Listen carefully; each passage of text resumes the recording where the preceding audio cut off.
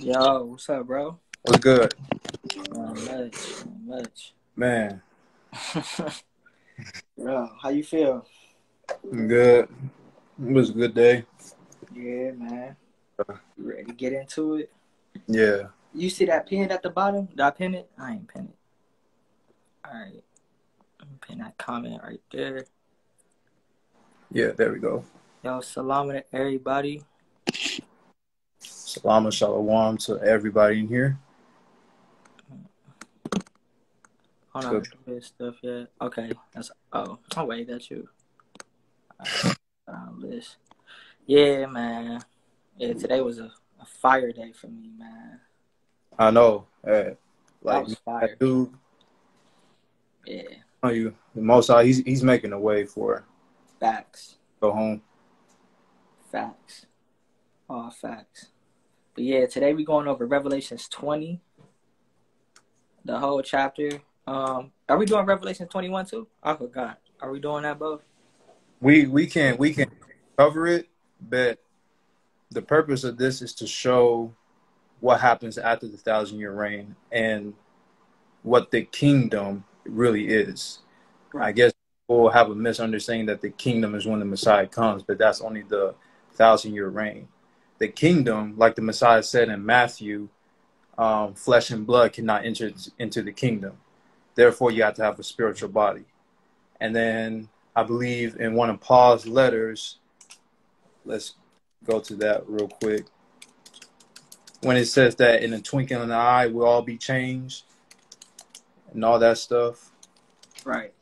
That means that you will shed off your mortal body and you will receive your spiritual body if you are worthy enough to enter into the kingdom, which is like the new covenant.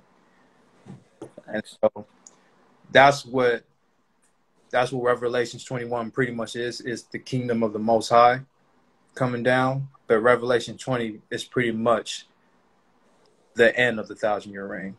Facts. So yeah, we about to get into this. If anybody got any questions, of course y'all can ask them in the comments. If you stay around, we could definitely answer them after we bring out the chapter. But if not, y'all can always inbox and we can answer them that way. Right. But, it's only 15 verses. You want to go through the 15 verses and then I'll break them down as we go, or how you want to do it? Yeah, let's do that. Because there's a couple books that we can go to just with this chapter alone. Right. So yeah, let's just do that, and as the Most High Spirit moves, then we'll just go to them. But yeah, this first 15 verses is break it down, and then yeah, we'll go from there. Okay, cool. Yeah, we can get started then. We can get started. All right. Appreciate everybody that's watching right now. All right. So Revelations 20 verse 1. And I do want to make this quick connection. So it says, and I saw an angel come down from heaven, having the key of the bottomless pit and a great chain in his hand. Now, what you point out to me after I did a lesson with witnesses was the bottomless pit in Revelation. That's the same pit. So let me make this quick connection so people can understand. So this is Revelations 9 verse 1. And it says, and the fifth angel sounded, and I saw a star fall from heaven unto the earth. And to him was given the key of the bottomless pit. And he opened the bottomless pit, and there arose a smoke out of the pit as the smoke of a great furnace. And the sun and the air were darkened by the reason of the smoke of the pit. And there came out of the smoke locusts upon the earth, and unto them was given power as the scorpions of the earth have power. Now I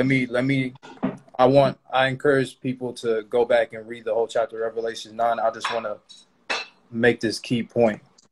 Now, when you go down to verse 11, it says, and they had a king over them, which is the angel of the bottomless pit, whose name in the Hebrew tongue is Abaddon, but in the Greek tongue, his name is Apollyon. one woe has passed, and behold, there comes two more woes after. So Revelation 9 is literally the first woe. So again, those are saying that we're already in the second woe. Where was this? Where was the first woe? Right. But Revelations 20 is pretty much the connection with Revelation 9. We see that this angel who came out of the pit is now going back into the pit and being sealed. So let's go back to Revelations 20. So he says, so I saw an angel come down from heaven, having the key of the bottomless pit and a great chain in his hands. And he laid hold of the dragon, that old serpent, which is the devil and Satan, and bound him 1,000 years. And cast him into the bottomless pit and shut him up and set it on him that he should deceive the nations no more till the 1,000 years should be fulfilled. And after that, he must be loose for a little season. Right. All right. So real quick, so right here, it says that Satan, or that old serpent, which is the devil, was bound for 1,000 years. Right. Shut up in the bottomless pit, that he should deceive the nations no more. This is what happened. Till the 1,000 years should be fulfilled. And after that, he must be loose a little season. So right now, we getting into verse 4. Go ahead. All right. And it says, I saw thrones, and they that sat upon them, and I saw judgment was given unto them. And I saw the souls of them that were beheaded for the witness of the Messiah and the word of Yah, which had not worshipped the beast, neither his image, neither had received his mark upon their foreheads or in their hands. And they lived and reigned with the Messiah 1,000 years. Right. But the rest of the dead... Okay, so verse 4, John is seeing a revelation, or he's seeing a vision, my bad. He's seeing a vision of souls of them that were beheaded, past tense, for the witness of the Messiah. So this is this is something that he's seeing to come, but they were beheaded. Mm-hmm. So it's past tense. So it's in the time that he's seeing was a time of tribulation for whoever was beheaded because of the facts. Islamic way to keep it right. Exactly. Yeah. Mm-hmm. So, but he's seeing this to happen to them because he's having a revelation. You know what I'm saying? He's not seeing in the past, he's seeing in the future. But in the past, in the tense that he's seeing that they were beheaded, he's seeing the souls of them now, the souls that were beheaded. And those souls that he's seeing, they reign with the Messiah, which is to come for 1,000 years. So we know that these souls of past, these are people who kept the faith, kept the words, stay with the commandments, stay with the faith and the Messiah and the Son.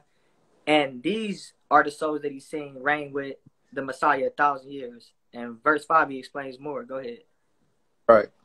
And he says, but the rest of the dead live not again until the 1,000 years were finished. This is the first resurrection.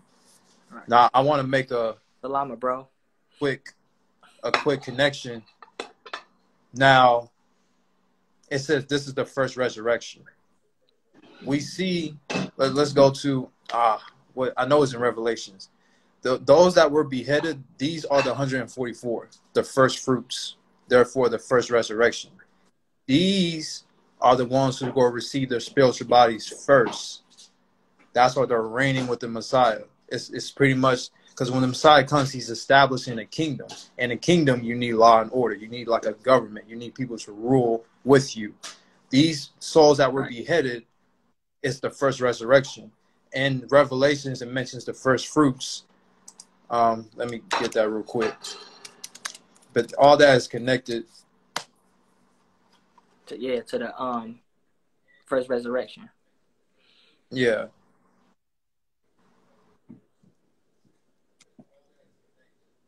I'll probably get it later on in this lesson. But yeah, the first resurrection is the first fruit. So these are the ones that go receive their spiritual bodies first. So these are the 144, the elect. Now remember, these elect went through hardship. Like the Most High set them aside to test them, to put them through something far more worse than the rest of us will go through as we live. Which is why they're granted such a great reward, being the first fruits, the first resurrection, the first ones to receive their spiritual bodies during the 1,000-year reign. So we can just finish it off. Oh, yeah, facts. All right, so verse No, 5. Yeah, verse 5, it says, "But the rest of the dead live not again until the 1,000 years were finished." This is the first resurrection. "Blessed and holy is he that have part in the first resurrection. On such the second death have no power, but they shall be priests of Yah and of the Messiah, and shall reign with him 1,000 years." right. Verse 7. So, go ahead. Mm-hmm. Verse 7. "When the 1,000 years are expired, Satan shall be loosed out of his prison, and shall go out to deceive the nations, which are in the four quarters of the Gog and Magog, to gather." No, I was about to say, my bad. So for verse 7, it says, "And when the 1,000 years are expired," so it's telling you that when the 1,000 years are expired, it says Satan shall be loosed out of his prison in verse 7. Right.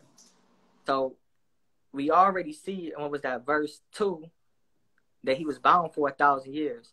So we see in verse 4, that they're going to be the ones that reign with the Messiah for 1,000 years. But it's now saying in verse 7, "But when the 1,000 years are expired," the 1,000 years of them that reign with the Messiah during his kingdom. That's what it's saying. So, yeah, I'm going to read that one more time and then you can get into verse 8. It says, "And when the 1,000 years are expired, Satan shall be loosed out of his prison." So the 1,000 years after the Messiah has reigned. Go ahead. "And shall go out to deceive the nations which are in the four quarters of the earth, Gog and Magog, to gather together to battle, the number of whom is as the sands of the sea." Right. So right there, Satan's going to be loosed out of his prison. He's going to go out to deceiving nations. It says then Gog and Magog. Comma, Gog and Magog, comma. This is his vessel. We understand that he's using a vessel. Gog and Magog is the vessels that he's using to go out to deceive the nations which are in the four quarters of the earth.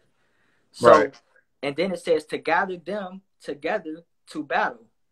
And then it says the number of whom is as the sands of the sea. So that number who's as the sands of the sea is Israel. I can get that for you real quick. So I think I know this verse by heart, but I'm gonna pull it up anyway. Is that Hosea? Yeah, definitely. You got it? Because I don't know why it's saying. Okay, here we go. Yeah, Hosea. What is that? 1-10, right? Or okay, my bad.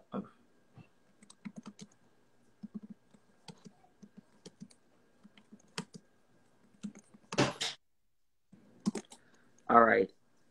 Yeah, Hosea 1-10. It says, "Yet the number of the children of Israel shall be as the sands of the sea." So right here, it says the children of Israel shall be as the sands of the sea. So that means at the time of Hosea, even if that is the case, he's saying that at that time, that's what it's going to be, which cannot be numbered.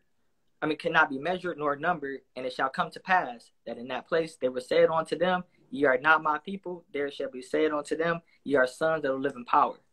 So it's these scriptures that's supporting that this nation that they're going against, or these people that they're going against, in verse 8 is literally the Israelites. They're going to be gathered to go against the Israelites. And now Gog and Magog are being used by Satan, by the devil.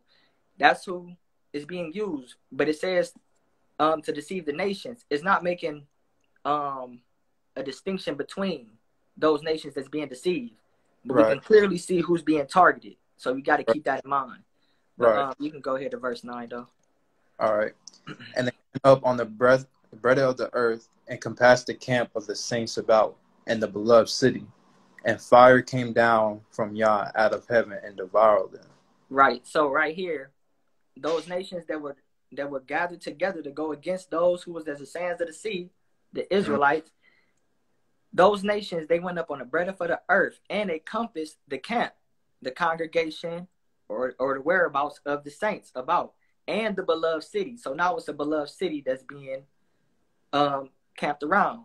So that's including. So that means they're not just there, but they are also in that beloved city, which we'll figure out what that beloved city is in a minute. And if fire came down from heaven, from the Most High, out of heaven, and devoured them, who? But the people that came around to compass around the saints, the number who is as the sands of the sea. So, like I said, it didn't exclude anybody. But you can keep on going. All right. And verse 10, it says, and the devil that deceived them was cast into the lake of fire and brimstone, where the beast and the false prophet are, and shall be tormented day and night forever and ever. Right. And then it didn't say he was cast into hell, because we can see hell and death was cast into the lake of fire also. Right. Yeah. Just text me. Yeah. All right. Right. And so, where's we at right now? Oh, 11? Okay, you can keep on going with 11. All right. And I saw a great throne, a great white throne, and him that sat on it, for whose face the earth and heaven fled away. Now this is the Father, the Most High. This is when he actually intervenes. And I don't know if those noticed, but all throughout the Bible, the Most High never gets off his throne. He's always sitting on the throne. And Ezekiel, when he had that vision, Salam. Oh, what's good, brother? When he had that vision, Ezekiel, he saw 4 living creatures worshiping the Most High at his throne. 1,000 years later, John saw the exact same thing. He saw 4 living creatures worshiping the Father at his throne. So, Yah never gets off his throne. He never leaves his throne. Therefore, who was the angel throughout the Old Testament dealing with Israel throughout the whole time? Who was the messenger? Right. It was the Messiah the whole time. The voice, the word of the Most High. So, verse 12, it says, and I saw the dead, small and great, stand before Yah. And the books, and this is judgment right here. This is the final judgment. And I saw, and the books were open, and another book was open, which is the book of life. And the dead were judged out of those things which were written in the books according to their works. Exactly. And that's what I want to just touch on that a little bit more, because you just touched on it, but I don't know if. All right, it says, and this is what John is saying in verse 12.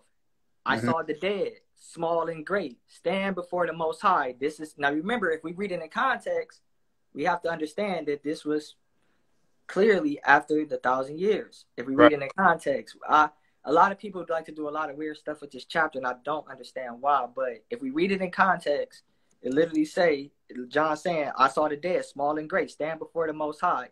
And the books were open. And another book was open, which is the book of life. And the dead were judged out of those things which were written in the books according to their works. This is, like you said, final judgment right here. Like, this is the final judgment right here. So, I'm going to just say it. This final judgment right here is to prove if you can be in not the kingdom, but into, the kingdom of the Most High, which is called New Jerusalem in the next chapter. This is what that's for. Am I right when I say that?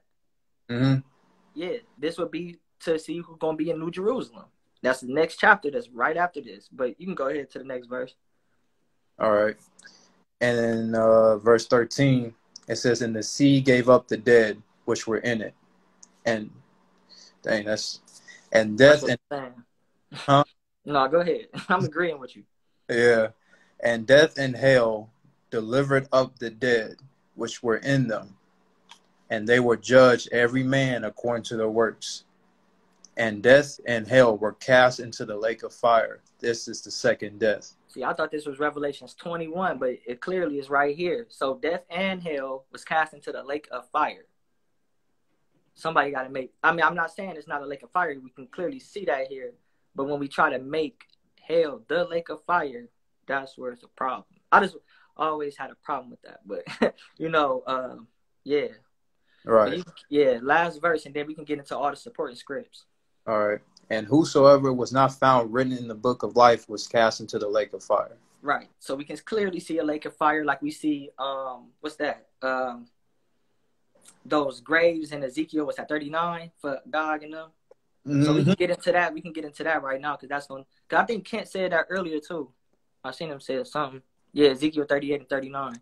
So yeah, we can get into those now. Yep. So, yeah. Ezekiel 38 and 39 is pretty much going into detail of the war between Israel, Gog and Magog. Satan, which is not happening now. No matter what you see being taught, man. It's not happening right now. Like, and then people want to use what's going on now with Joel 3, when literally Joel 3 is literally a precept to Revelations 20 and Ezekiel 38. I really got to go watch that stuff, bro. I got to go watch that, because that was crazy. Yeah. All right, let's go to Ezekiel 38. Okay. All right, cool. Ezekiel 38.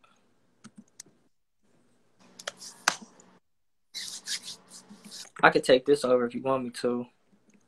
Yeah. It's key, bro. It's very key. It's very key. Mm-hmm. It's a lot of crazy teaching going on. I'll be trying to, but it's very key. It's definitely key. Context. It'll have a lot of people just, But I ain't saying we don't need help. I didn't got help by this brother alone just with a lot of stuff. So I'm not saying that, but That's what I'm saying. Our people need to. I don't know. We're getting too wild up, thinking that this is it, when this is staged for one, and we're not even close to the first woe. I ain't gonna get into too deep, and I know you ain't want to, cause, but when he say it's staged, okay, listen, we didn't have to stage a captivity, right? We didn't have to stage being took on ships. You feel me? We didn't have to do things, but what people maybe need to fit the narrative of say a book, right? Certain stuff may need to be paid, and smoke and mirrors and media coverage to, hey, this is actually what this. That's all we saying. Yeah. Hopefully, we gotta use wisdom. Facts, bro. We all still learning facts. Yeah. And so, then yeah. we'll get into all the extra talk after this. So let's you can start off with verse 1, Ezekiel 38. All right. This is Ezekiel 38, verse 1. It says, "And the word of the Most High came unto me, saying, Son of man, set thy face against Gog, the land of Magog, the chief prince of Meshech and Tubal, and prophesy against him." 1 second. I just want to show everyone that Ezekiel 38 is literally a precept to Revelations 20. See, prophecy about Gog and future invasion of Israel. Future invasion, not today. It did not happen in the past. It's not happening now. It's the future. And future invasion. I know that this could have been considered the future back then, but no, this future that is still talking about is still to come. It's not happening right now with this fake war, whatever people want to call it. All right, go ahead, bro. And say, in verse 3, and say, Thus said the Most High, Behold, I am against thee, O God, the prince of Meshech and Tubal. And I will turn thee back, and put hooks into thy jaws, and I will bring thee forth, and all thy armies, horse and horsemen, all of them clothed with all sorts of armor, even a great company with bucklers and shields, and all of them handling swords. Persia, Ethiopia, and Libya with them, all of them shield and helmet. So now, I just want to say this, just because if this is happening right now, where's these in verse 5, where's these nations dealing with any of that right now? Where's they at? Bro. Like, right. Or let's just say it ain't happened yet. Well, when we see these happen, then we can, anyway. Verse 6 says, Gomer and all his bands, the house of Togarmah, and the north quarters, and all his bands, and many people with thee. So this is a lot of nations. This is not just one nation or 2, 3 nations. This is a lot of nations. This gathered together. Yep. All right. It says, be thou prepared, and prepare for thyself, thou and all thy company that are assembled unto thee, and be thou a guard unto them. Verse 8, after many days thou shalt be visited, in the latter years thou shalt come into the land that is brought back from the sword, and is gathered out of many people against the mountains of Israel. So right now, it's saying that they're going to be, this is why the next chapter is going to be so profound with it. But anyway, it says, which have been always waste. So these mountains of Israel been made waste, but is brought forth onto the nations, and they shall dwell safely, all of them. Right. Thou shalt ascend and come up like a storm, and thou shalt be a cloud to cover the land, thou and all thy bands, and many people with thee. All right. Hold on. So that was verse. All right, I'm on verse 10. Thus said the Most High, and it shall come to pass that at the same time shall things come into thy mind, and thou shalt think an evil thought. That's Satan right there. Who's Right. looking, deceiving the nations. Sin Okay. mind. Satan gets you in the mind. Come an evil thought. So Gog and Magog gets an evil thought. Oh, I want to go against Israel. Let me gather these nations with me so we can go fight Israel. Facts. Man. Anyway, and it's the Old Testament right here too. Right. It's the Old Testament right here too, right? So, okay, yeah, verse 11. And thou shalt say, I will go up to the land of unwalled villages. I will go to, anyway, in unwalled villages, I will go to them that are at rest, that dwell safely, of them dwelling without walls, and having neither bars nor gates. Why? Because nobody was thinking of coming against the Messiah at that time. That's what I'm saying. Like, nobody was thinking of who was going to do it. It was the Messiah, the 144 with their spiritual body. So, they had, there were more on a higher level. Like, we were at rest. And we was the earth governing body. Like, we supposed to be the body of the Messiah, the body of Christ. We the governing body at this time. Unwalled. Because nobody's thinking about coming against them. Right. All right. Okay. What verse was that? Okay. 12. To take a spoil, and to take a prey, to turn thine hand upon the desolate places that are now inhabited, and upon the people that are gathered out of the nations, which have gotten cattle and goods, and that dwell in the midst of the land. Now, I could go to, what's that, Isaiah 60, but just to make it short, these is what the nations have brought us. Right. They brought us their goods. They brought us that great spoil, right? So, I can go to it real quick. Go to it. You can go to it. Give me 1 second, though. Got you. All right. Let's go. Blue Letter Bible.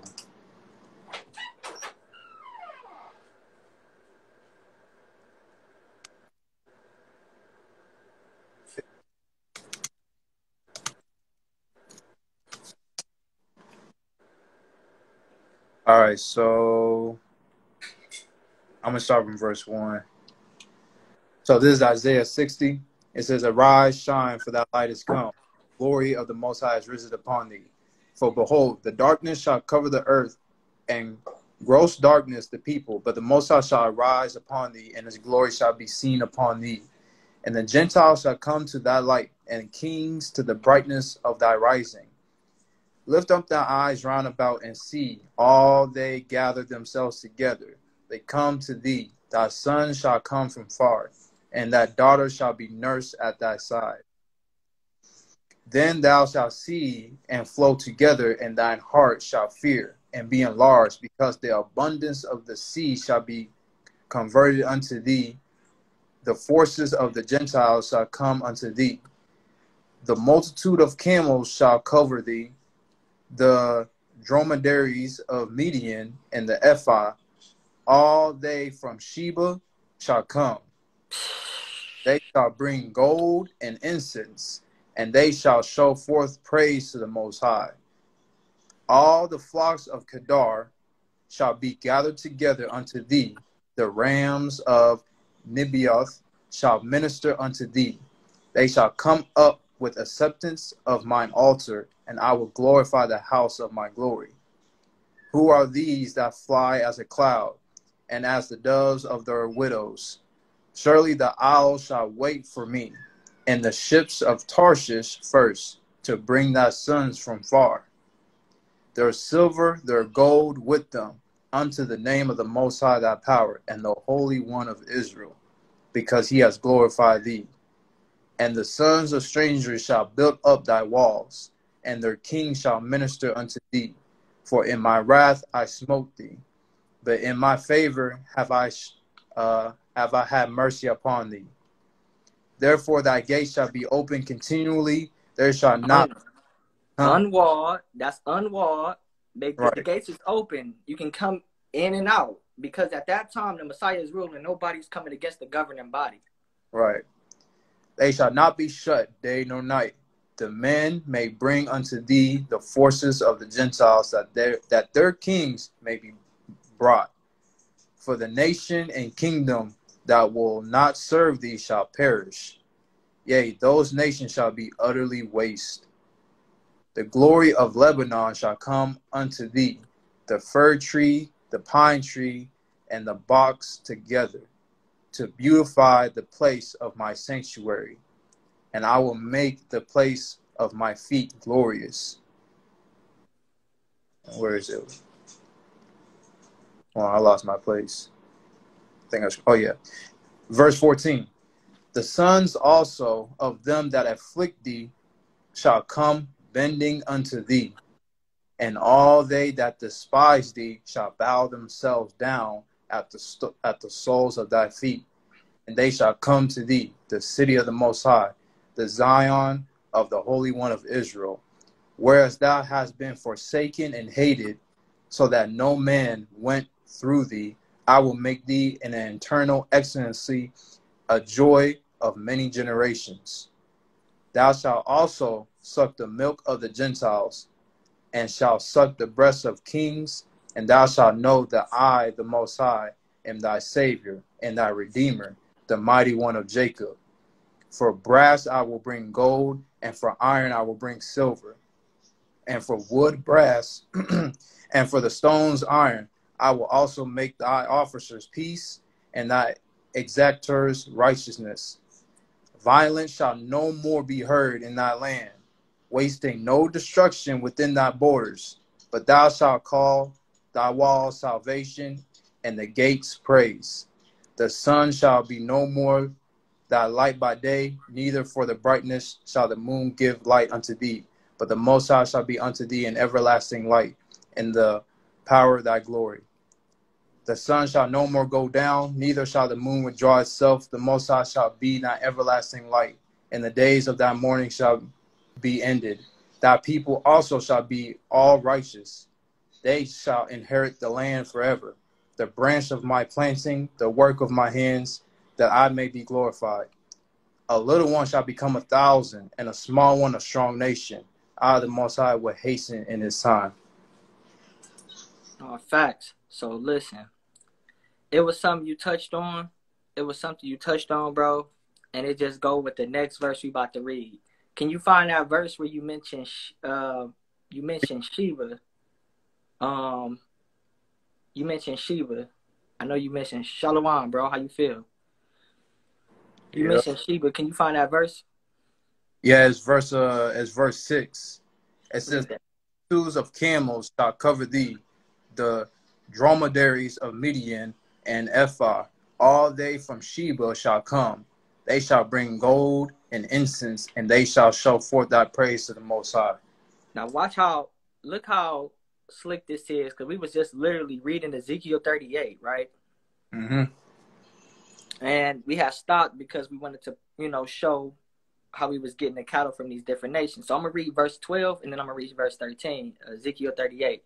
It says, In verse 12, to take a spoil and to take a prey, to turn thine hand upon the desolate places that are now inhabited, and upon the people that are gathered out of the nations, which have gotten cattle and Mm-hmm. goods that dwell in the midst of the land. This is what verse 13 say. Sheba and Dedan and the merchants of Tarshish, Mm-hmm. with with all the young lions thereof, shall say unto thee, art thou come to take a spoil? Hast thou gathered thy company to take a prey, to carry away silver and gold, and to take away cattle and goods, to take a great spoil? Man. It So literally, like, bro, dang. we just literally tied in Isaiah 60. Was that 60, right? Yeah. Isaiah 60, Ezekiel 38, and we still can go into 39, Yeah. and Revelations 20. This all lining up together in context. All Right. lined up together. This is what it's talking about, literally. Like Isaiah 60 is literally the beginning of the 1,000-year reign. We see nations submitting unto us, giving us gold, silver, cattle. At the end of the 1,000 years, Satan will go to deceive the nations. We see in Ezekiel 38, these same nations that gave us cattle and goods are now coming to try to take them back and to try to make war with us. That's the evil thought that was in their head, like we read a couple verses up. This is showing, when people looking for it, this is showing the reparations that we looking for. This Right. is showing the reparations right here. This is the reparations. All nations, every nation on this earth will give us their gold, silver, and their cattle. Cattle's worth a lot. And I know people when they hear, I'm not saying wait on your sit on your hands. Of course, Right. get out here and do your, make a living, make a life. Of course, do that. But I'm saying this is what when I see reparations, I see this. I don't see nothing else before this. Nothing else. Right. So, yeah. Let's. Well, 14. Okay, 14. I was reading. Okay, yeah. Therefore, son of man, prophesy and say unto God, thus said the Most High, in that day when my people of Israel dwell safely, shalt thou not know it. Should anybody not know it at that time? 15. And thou shalt come from thy place out of the north parts, thou and many people with thee, all of them riding upon horses, a great company and a mighty army. So this is who's Gog is bringing on with them. Gog and Magog, this is who they bringing on, that great company, that mighty army. Right. It says in verse 16, thou shalt come up against my people of Israel. So this is that great, we just read in Revelations 20, as a cloud to cover the land, and it shall be in the latter days, I will bring thee against my land, that the heathen may know me, when I shall be sanctified in thee, O God, before their eyes. Thus said the Most High, art thou he of whom I have spoken in old time by my servants the prophets of Israel, which prophesied in those days many years, that I will bring thee against them. Why? Because if you want to be real, we can look at this as he's talking to God, but we also know he's talking to that great company. Right. It already said in was that Deuteronomy, I think it was 28, where it said a strange nation would come against us from far away. And The swift is the eagle flyeth, right? Right. So I'm not saying Gog as the progenitor that was the ones that was involved, but as a brethren of those, that great company, because like I said in Revelations 20, it doesn't exclude nobody. So that's another thing right there. But in verse 18 it says, and it shall come to pass at the same time when God shall come against the land of Israel, said the Most High, that my fury shall come up in my face. Right. For in my jealousy and in the fire of my wrath have I spoken. Surely in that day there shall be a great shaking in the land of Israel. Right. So that the fishes of the sea and the fowls of the heavens and the beasts of the fields and all the creeping things that creep upon the earth and all the men upon the face of the earth shall shake at my presence, and the mountains shall be thrown down, and the steep places shall fall, and every wall shall fall to the ground. Right. Now this is a great what the Most High do, what he's basically saying is, it's gonna be destruction around, and his people's gonna be guarded, but it's gonna be destruction around, which Right. which smoothly, seamlessly goes into Revelations 20 when the new heaven and the new earth is coming. Exactly. So He's clearing but the earth for the new kingdom to come. Facts. Right. And I will call for a sword against him throughout all my mountains. Thus said the Most High, every man's sword shall be against his brother.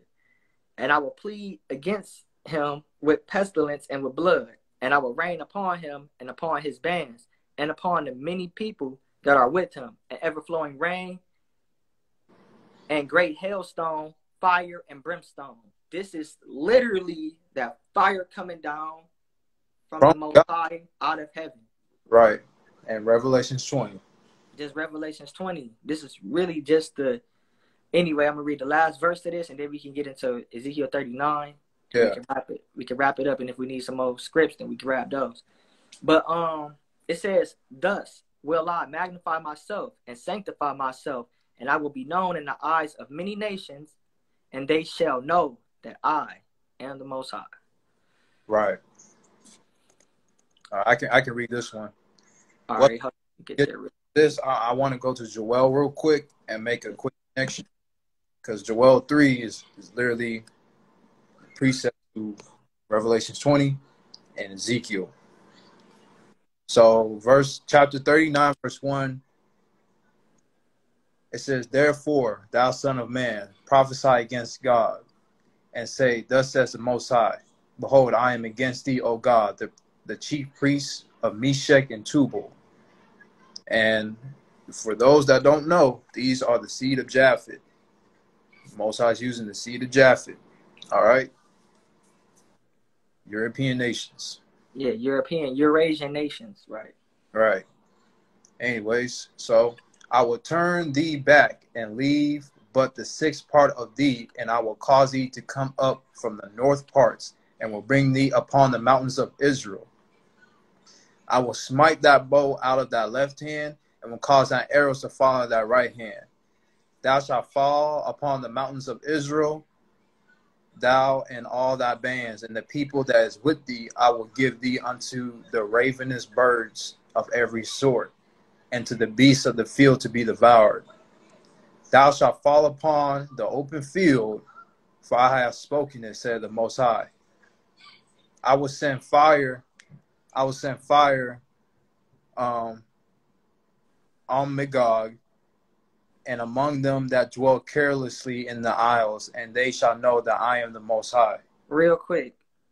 So this is what he's saying from the beginning. He's saying, oh God, right?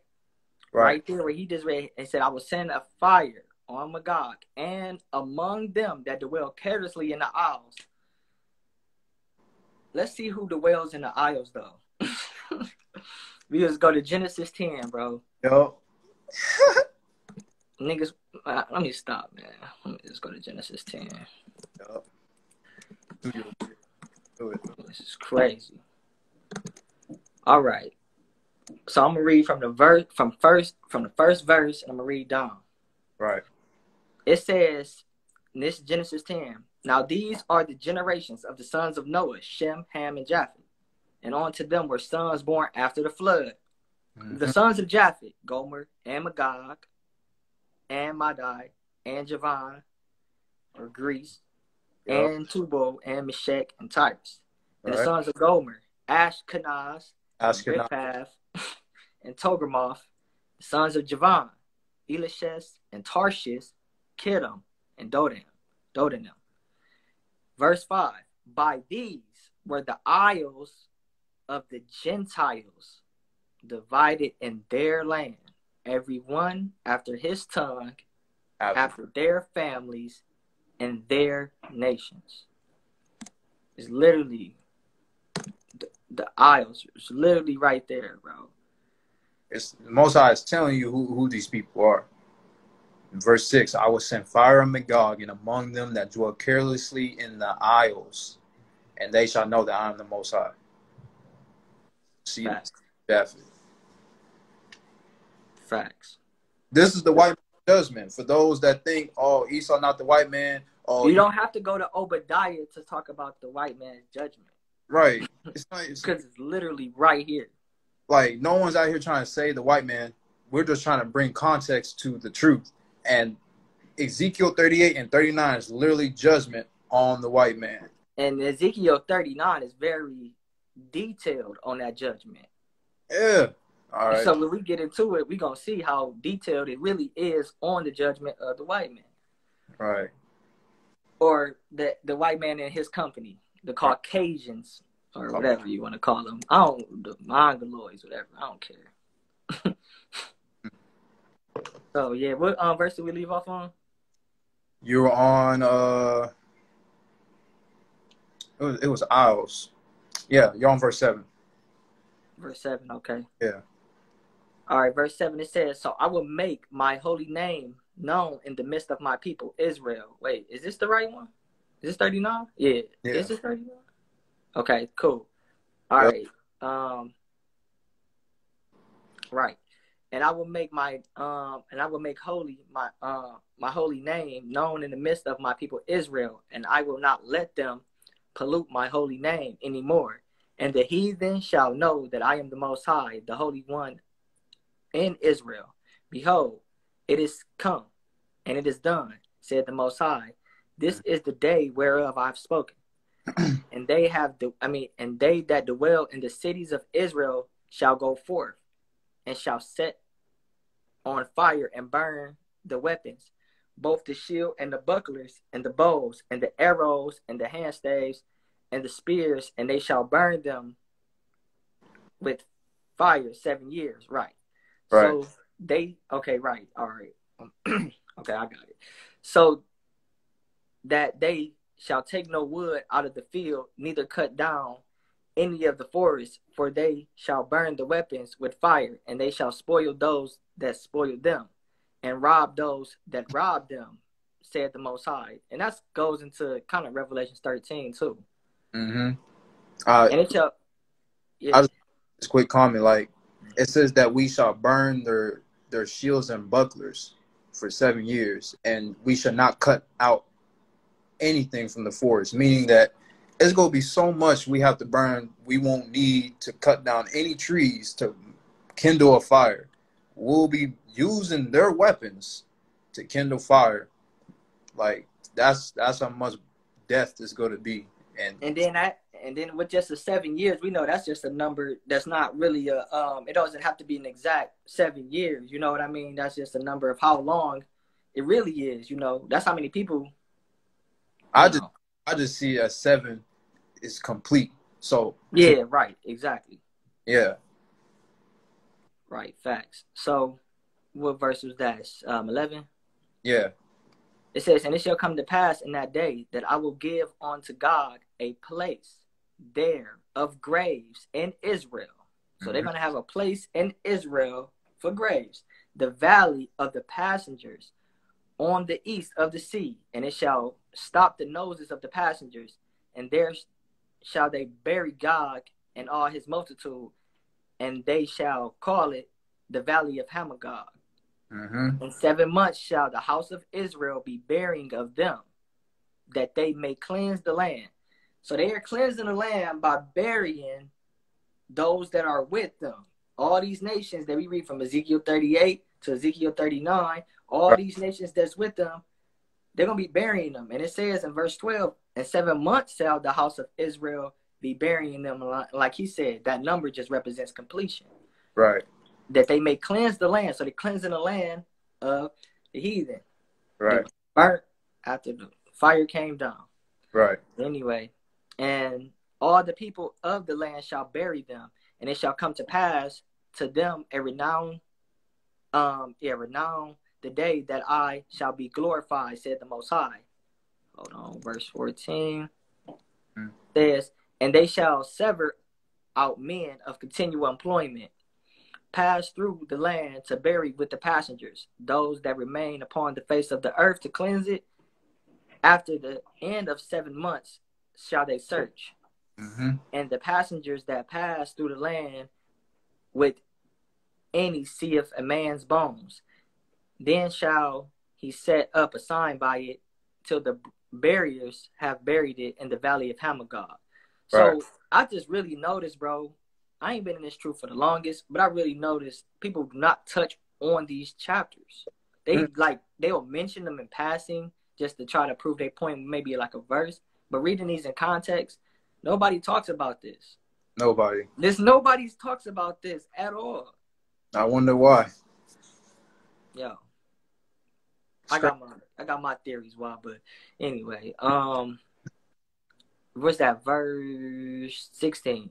Yeah. And also the name of the city shall be Hamamah or Hamamah, whatever. Right. Thus shall they cleanse the land. And thou, son of man, thus said the Most High, speak unto every feathered fowl and to every beast of the field, assemble yourselves and come, gather yourselves on every side to my sacrifice that I do sacrifice for you. Even a great sacrifice upon the mountains of Israel that we read about in, what was that, Ezekiel? That they may eat flesh and drink blood. Ye shall eat the flesh of the mighty and drink the blood of the princes of the earth, of rams and of lambs and of goats and of bullocks and of them the fatlings of Bashan. So just to clarify, he's not talking about actual eating of flesh and drinking of blood, because we're not going to be literally sucking the breasts of the other nations. We're talking about the milk, you know what I'm saying? And that last, it's not, so it's just saying that we're going to be reaping the benefits of these other nations right there. Right. So, and verse 19 says, and ye shall eat the fat till ye be full, and drink the blood till ye be drunken of my sacrifice, which I sacrifice for you. You can't say that the Most High is sacrificing blood onto us to drink if he told us not to drink the blood, because the blood has life in it. And he told us not to do that in the Torah. He's not going to, and it's still the Tanakh at least, you feel me? He's not saying that. So that's just one thing. But anyway, verse 20, thus ye shall be filled at my table with horses and chariots, with mighty men, and with all men of war, saith the Most High. All right. Verse 21 says, and I will set my glory among the heathen, and all the heathen shall see my judgment that I have executed, and my hand that I have laid upon them. So the house of Israel shall know that I am the Most High, their power, from that day and forward. And the heathen shall know that the house of Israel went into captivity for their iniquity, because they trespassed against me. Therefore hid I my face from them, and gave them into the hand of their enemies, so they fell by the sword. According to their uncleanness and according to their transgressions have I done unto them, and hid my face from them. Right. Therefore, said the Most High, I will bring again the captivity of Jacob, and have mercy upon the whole house of Israel, and I will be jealous of my holy name. After that they have borne their shame and all their trespasses whereby they trespassed against me, when they dwell safely in their land, and none of them afraid.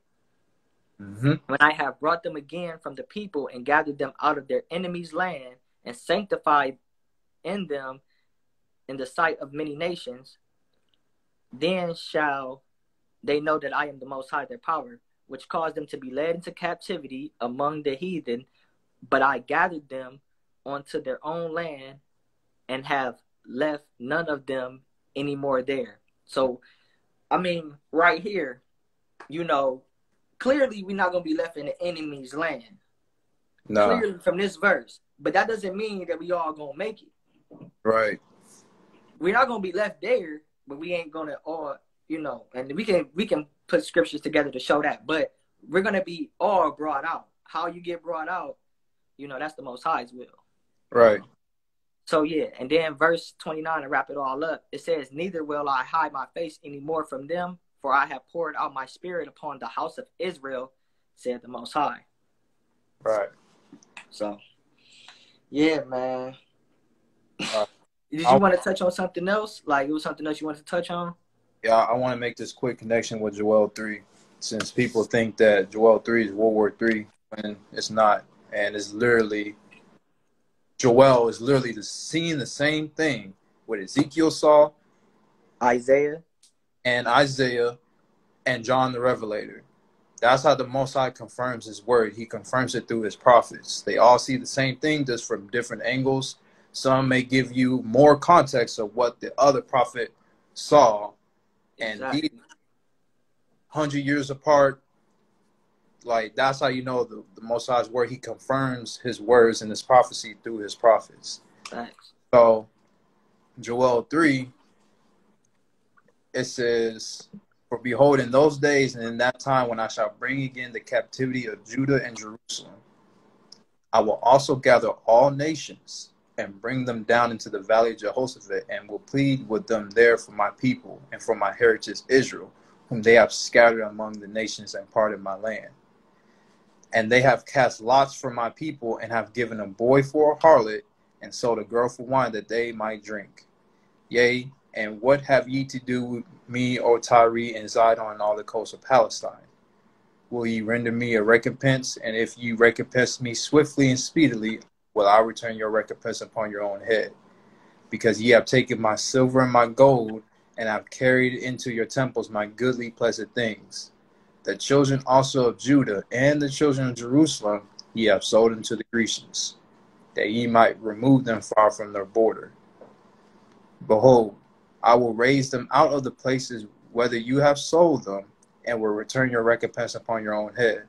And I will sell your sons and your daughters into the hands of the children of Judah, and they shall sell them to the Sabaeans, to a people far off, for the Most High has spoken it." Now this is the part where I want to get to. It says, hold on. It said, "Proclaim thee this among the Gentiles, prepare war. Wake up the mighty men. Let all the men draw near, let them come up." What we read in Ezekiel 38 and 39 was literally a war with these Gentiles. He said, "Proclaim ye this among the Gentiles, prepare war. Beat your plowshares into swords and your pruning hooks into spear. Let the weak say, I'm strong." Now, in Isaiah, let's go to Isaiah real quick, because we see here, like you guys are going to see the connection. This is Isaiah 2:4. It says, I will read in verse 1. It says, "The word of Isaiah, the son of Amos, saw concerning Judah and Jerusalem. And it shall come to pass in the last days that the mountains of the Most High house shall be established, the top of the mountains, and shall be exalted above the hills, and all nations shall flow unto it. Many people shall go and say, Come, let us go up to the mountain of the Most High, the house of God of Jacob, and he will teach us his ways, and we will walk in his paths. Out of Zion, for out of Zion shall go forth the law, and the word of the Most High from Jerusalem. And many people shall go." Oh, wait. In verse 4 it says, "And he shall judge among the nations, and shall rebuke many people.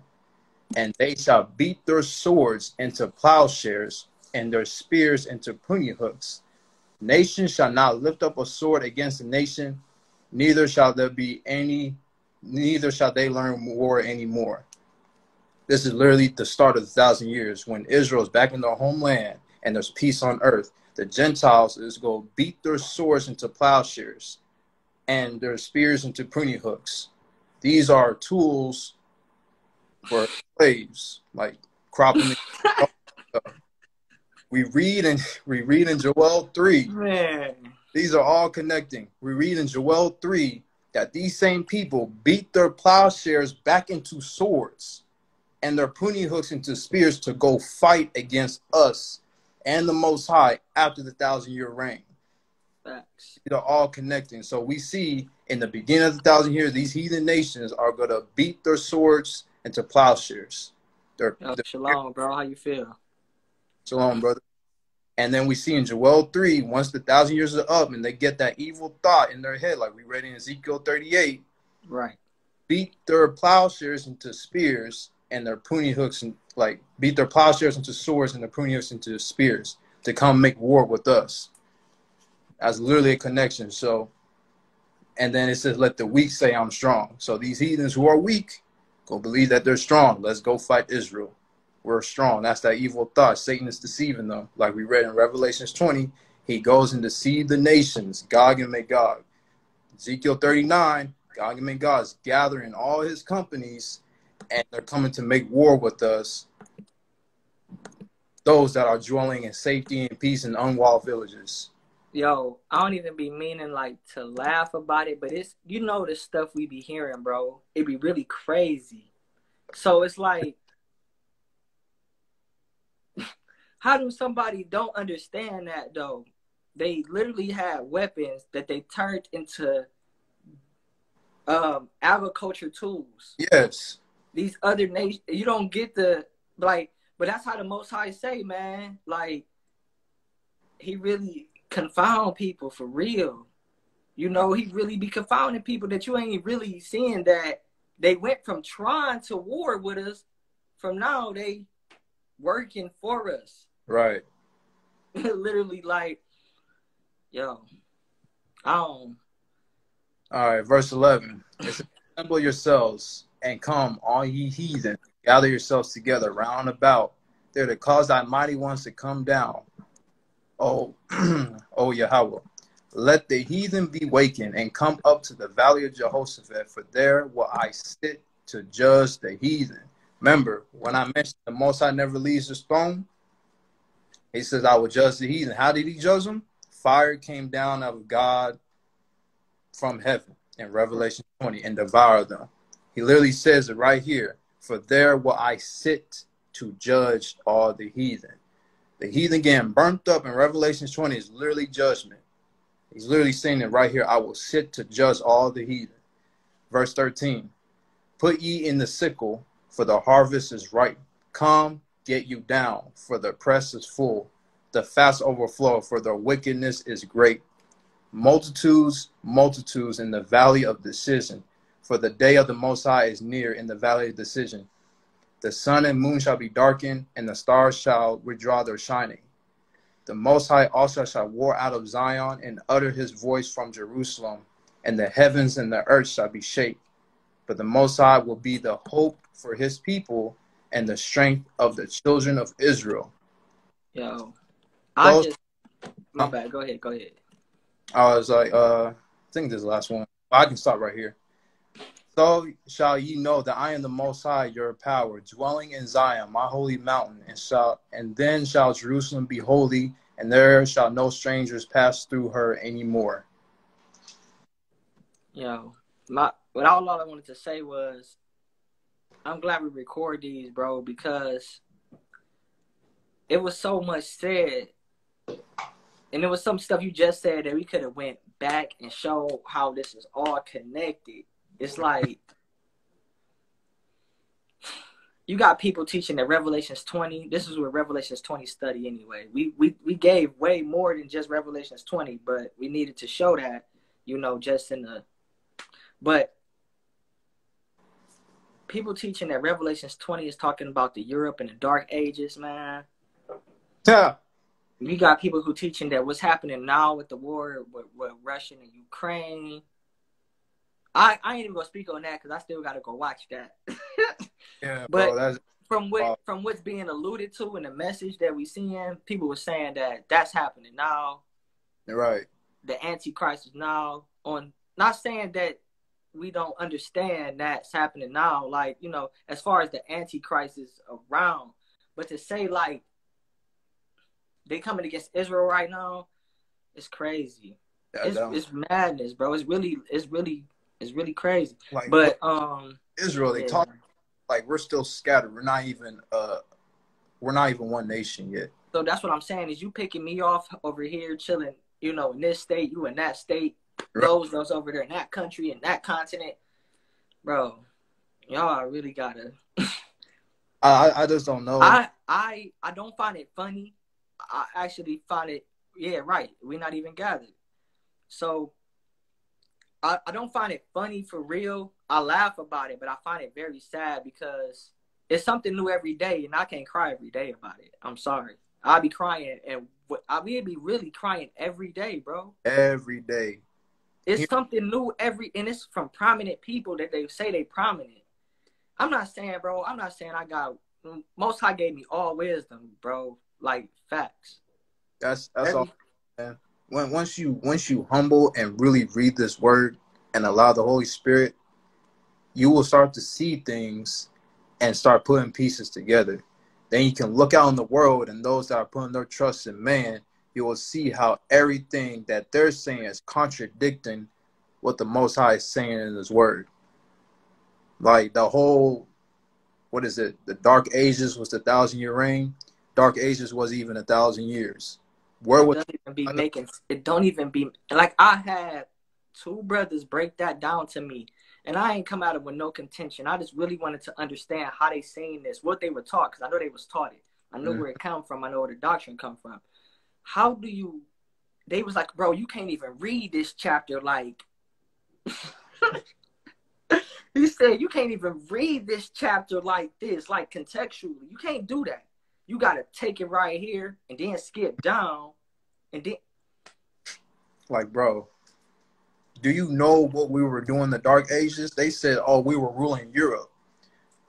That's just one side of the world.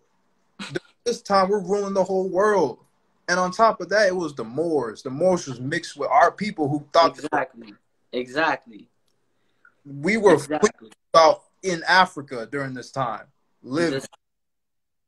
Man, I could say so much. I don't even feel like saying it, bro. Like I could say so much. It really don't make no sense. It really don't make no sense. I don't see it, bro. It's a whole bunch of, and that's why when we do lessons like this, sometimes we know. I mean, I ain't gonna say we know it all, but this like with a section, like with a chapter like Revelations and 20, we compile information for that chapter. Right. But it feels like it needs to be, said. Like, this stuff really ain't coming to pass. And we understand that everybody not, people got, jobs and, they in school, maybe not, so in the script. So they watch videos and try to find, good teachers, which it should be. Right. But we know it's a lot of false teachings that go out. And I'll say it myself. I know we could probably do more. And we working on it behind the scenes, like working on getting a YouTube and everything together. Yeah. But, when we see certain doctrines, we just gotta come and say something, bro. Cause there's out there who believes that. And I know for a fact that they even go back to check for themselves. They're just taking what this man is saying for face value, taking it and run with it and thinking that's true. Now you got a whole bunch of people who's going crazy over a fake war, thinking we're in the Second World, which was taught by a man. And now everyone's going crazy. And that's how I know that there's no real faith in Israel. When the Most High says endure until the end, I don't see none of that. Everyone is waiting for World War III to break out because they think once it breaks out, spaceships are going to come, scoop them up, America's going to be burned up, and boom. That's nowhere in the Bible. I'm going to just say this, and I don't really care. I'm just saying it. People was prophesying that the end was coming in 2000, right? Mm-hmm. That's how all these camps came. So people were saying that the end was coming in 2000. It's 2022 right now, 22 years later. Some of y'all probably not even 22 that's in this chat. But anyway,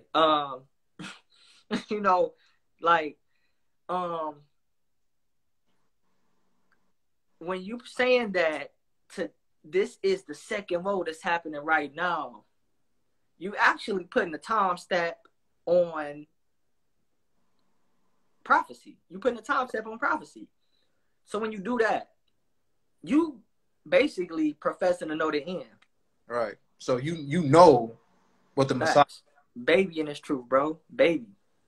You're literally saying what the Messiah don't know, because he literally said him and the angels don't know, but my Father only.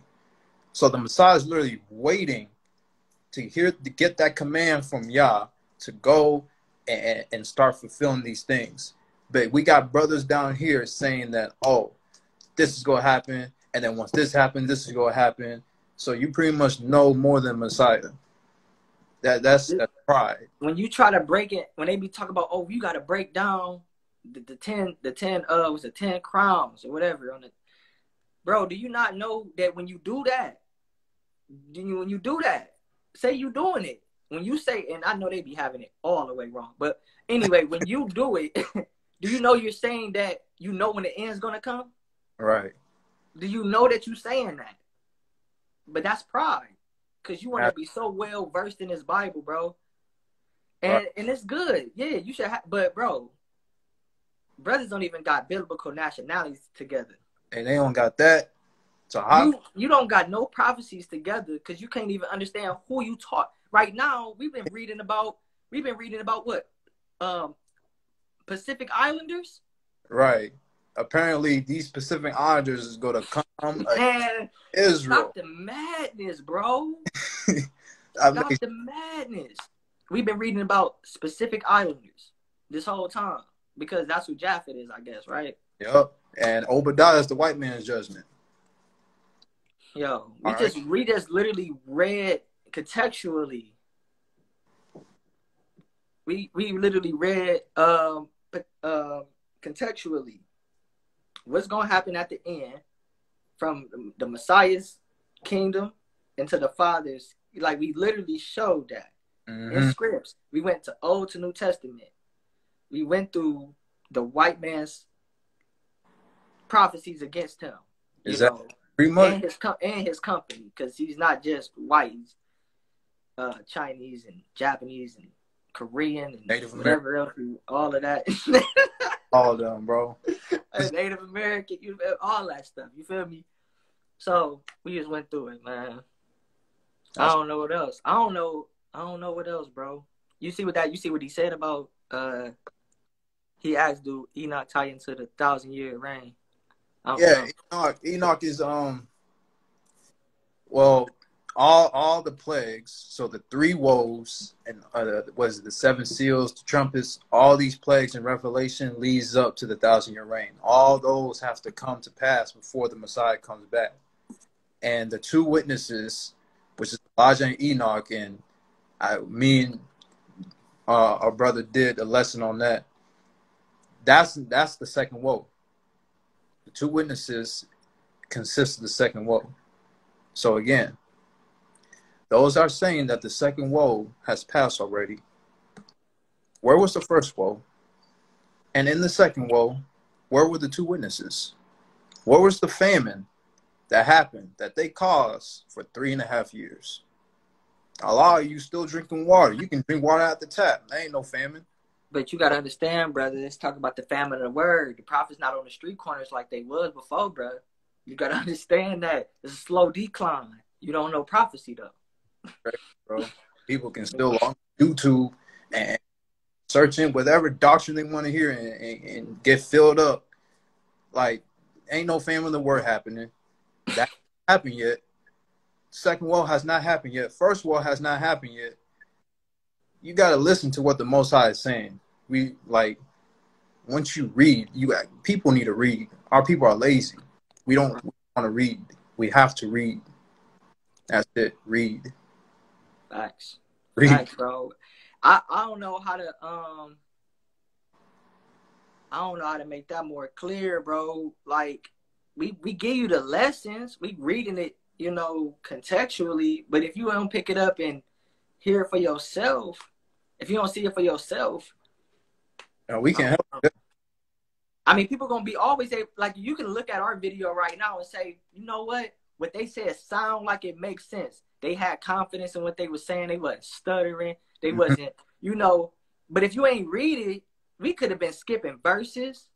We could have, pulled things out of context. Because I literally watch videos where these niggas stopped at a certain point and then be like, hey, man, pick it up at verse.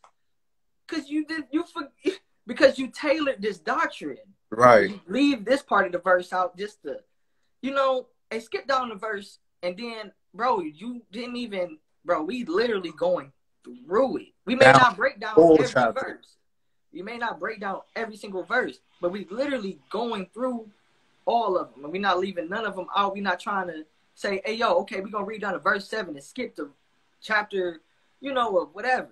No, we literally reading it all the way through.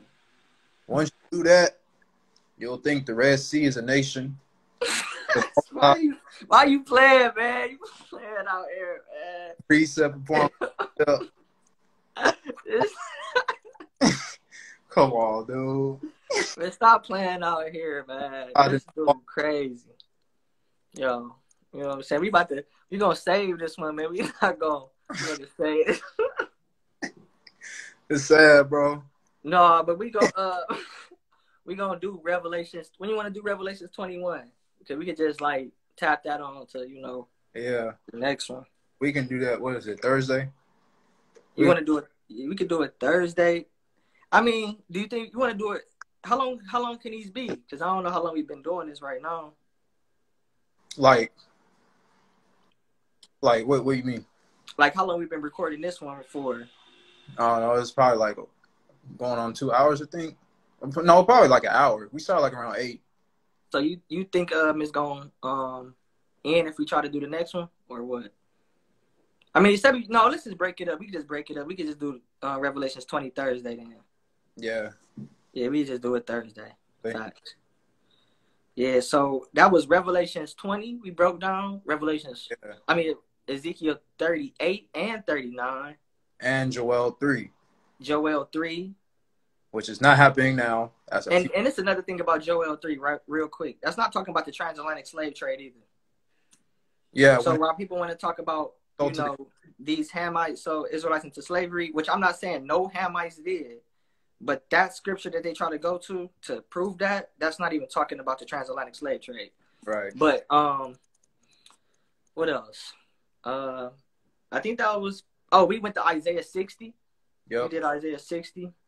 And so that was the Revelations 20 breakdown. Revelations 21 not gonna be like that because Revelations 21 we might go to because those gates that was mentioned in Ezekiel is talking about the gates from the Messiah's kingdom, right? Yeah, we went to Hosea. We went to a verse in Hosea. Fact. Yep. So those gates in Ezekiel talking about the Messiah's kingdom, right? Yep. Okay, yeah. So Revelations 21 is gonna be a simple breakdown. It's just gonna be part 2 of this one, basically. Yep. Just part 2 of this one. So we're just going straight because it's pretty straightforward. So yeah, it's not hard. But yeah, bro. All right, man. We about to end it. Do anybody got any questions or anything like that? Yeah. Here. Yo, I can't believe you. He left after you said that. He was like, I ain't standing here for that, bro. Who? No, he was in here, bro. You know he was in here, bro. That boy was in here. People are so mad. That's what I'm saying. People getting mad. You said World War III ain't gonna happen. Oh, you bugged out. No, I'm talking about when you said that you're gonna think the Red Sea a nation. He was in here when you said that. Oh, I didn't see that. Oh, you didn't see him? He was in here. I thought he was gonna say something. I thought he was gonna ask him. He was like, "See, this is the thing, man. You don't know. You don't understand prophecy, man. You don't understand. It's little, man. Precept upon precept, man. Line upon line. Like this whole was literally a big example of precept upon precept, line upon line. We literally went from here to here, from reading line upon line upon line, down in context. We go to another prophet who confirms what's being said by this prophet. That's what it means. That's how you get understanding. You can't just read verse 16 and then you go to a different prophet or a different book and read verse 2 and say those match. Well, again, the context of what's being spoken in the prophet prior to this one. Like, come on. Yeah, facts. Yeah, they definitely be coming at bro crazy though. He said they be coming at you crazy. They do, bro. They be true.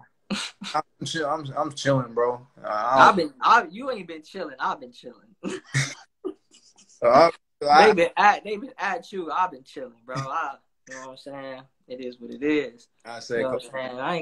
I ain't got no argument for him. I'm like shit, he's on a white man. Whatever they want, whatever they want, that's what it is. Cause they clearly don't want to listen. You feel me? So who cares?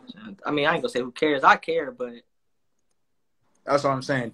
It's only time that's going to test y'all's people. Like, as time progresses, these doctrines is going to start to crumble and fail.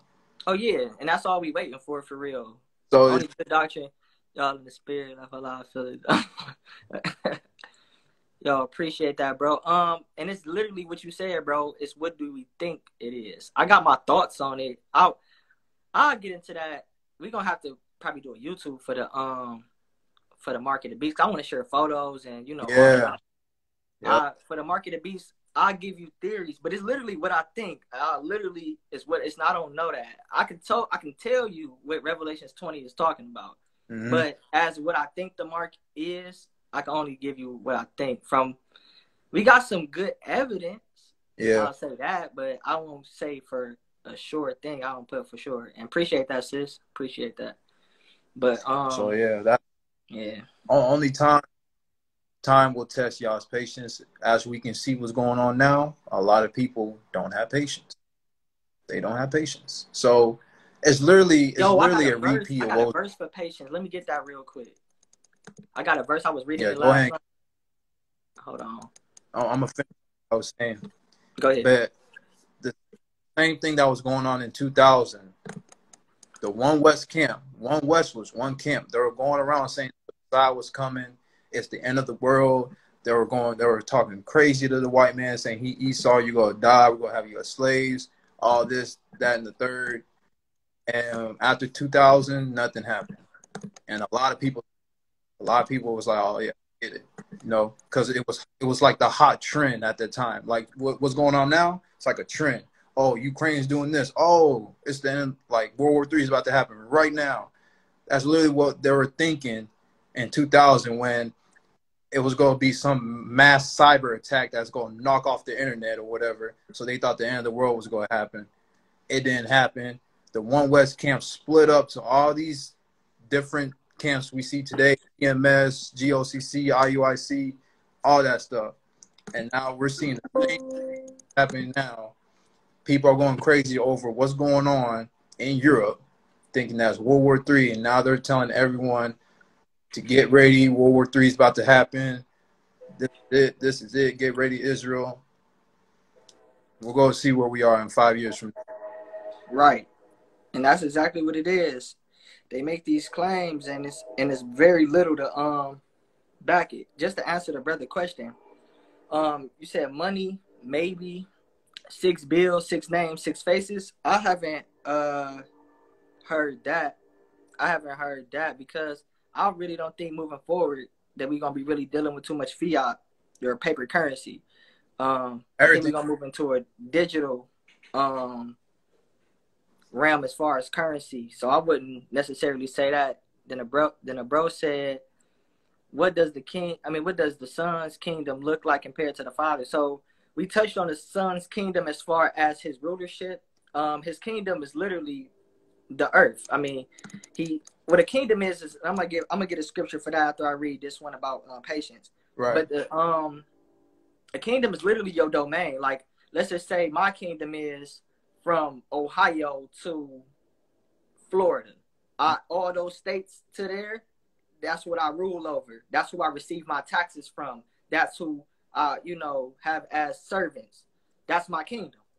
So that's as far as like a kingdom is, that's like, that's what it'll be. It'll be like a kingdom like that. The Messiah's kingdom is the earth, So that's how the Messiah's kingdom looks. The Father's kingdom is us, according to Revelations 21. Mm-hmm. And, we'll be reading that next week. So I'm about to get this scripture out of Sirach. I think it was Sirach 1. And I'm trying to see which verse. Cause I was reading it last night. Mm-hmm.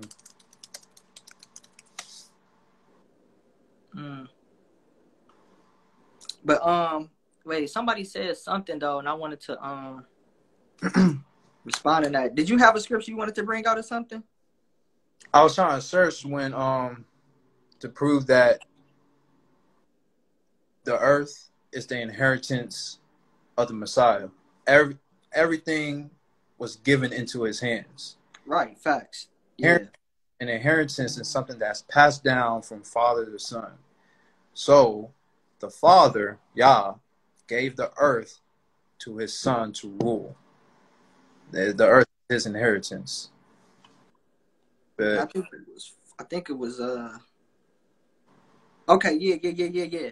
So this is 14. This is Sirach 2 and 14. mm-hmm. It says, "Woe unto you that have lost patience, Yep. and what will ye do when the Most High shall visit you?" Mm-hmm. This verse I highlighted in my head because a lot of brothers be hitting me up saying, "Man, they'll send me a video in here." And when they send me a video, they'll send me a video on like the DMs, and it'd be like, somebody oppressing Israelites, whether it be here in the diaspora, whether it be those on the continent or wherever, right? And they like, "Man, I can't, man, I'm ready to, get vengeance back right now." And I'm telling them, no, for real, it's saddening what was happening, but you shouldn't probably haste that day. Right. Like, well, why? You know what I'm saying? And I bring my usual verses out and facts, bro. Colossians 1 and 15. But yeah, I bring my verses out and stuff. So when I was reading that last night and it hit me, it's like, man, for those that's waiting for that day, hasting for that day, bro, that day is fearful, not just for the Gentiles, but for us too. Because do you know you one of them? Do you know you one of those chosen? Bro. And then, are you one of those, like you said, first fruits that's going to be brought up at the first resurrection? Or are you going to have to wait pending judgment still? Look, at that time, because we really read in context that you still waiting the pending judgment, have you not been brought back? Mm-hmm. You still waiting pending judgment. And those, that's scary, bro. That's what I'm saying. And I want to read this. This is Amos 5:18. It says, "Woe unto you that desire the day of the Most High. To what end is it for you? The day of the Most High is darkness and not light."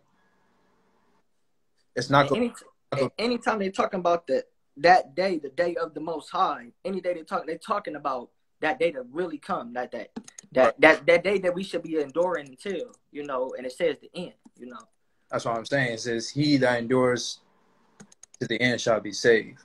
Facts. So this is all in endurance. A lot of our people have this mentality like this is a sprint. You come into the truth, you're not even 3 years in, and you think you're about to be resurrected into the kingdom without barely putting any works in or building up that foundation. You need to have to truly endure, because hardship is going to come to us. Though the laborers are few, man.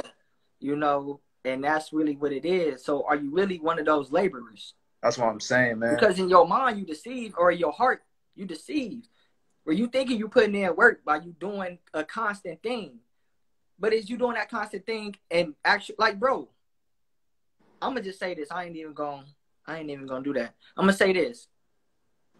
I can constantly be wrong about something every Saturday. I'm wrong. Every Saturday I'm wrong. Wrong. Because I'm constantly wrong, is that me putting in work? Does that justify being right? Oh, you put in people gotta, because I'm constantly wrong. Does that is that putting in work?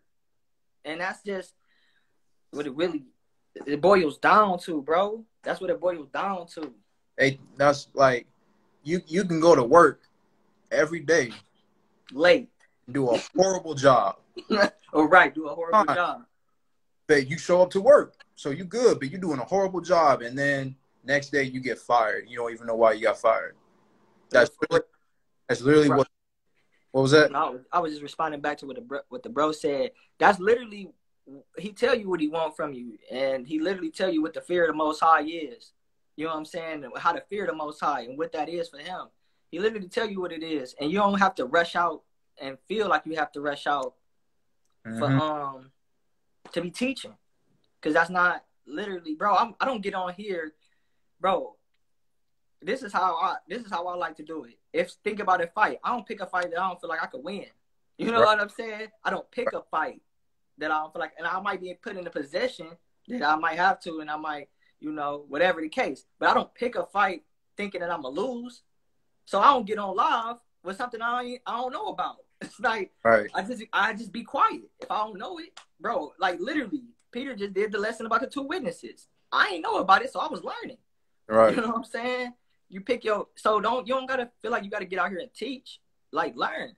Like, just when you feel like you got that to you and you feel like you know what you're talking about, really know what you're talking about, not being deceived, but able to prove it, you know, with scripts being the first thing, then you can go into whatever, you know, you want to go to, history, culture, whatever the case, whatever it is that you're bringing out.